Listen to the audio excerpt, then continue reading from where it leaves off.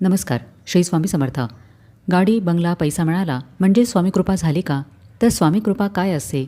आपल्या स्वामींशिवाय ज्याचे मन दुसरा कोणताही विचार करत नाही ती असते स्वामी कृपा.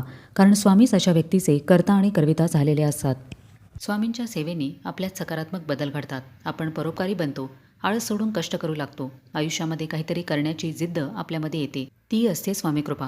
कारण स्वामींना आपल्या भक्ताचे सर्वतोपरी कल्याण करायचे असते. सतत मुखातून स्वामींचे नाव येत राहणे ही असते स्वामी कृपा. कारण स्वामींच्या मर्जीशिवाय त्यांचे नामही एखाद्या व्यक्तीच्या मुखातून येऊ शकत नाही. अहंकार बाजूला ठेवून चुकांचा मोठ्या मनाने स्वीकार करण्यास शिकणे ही असते स्वामी कृपा.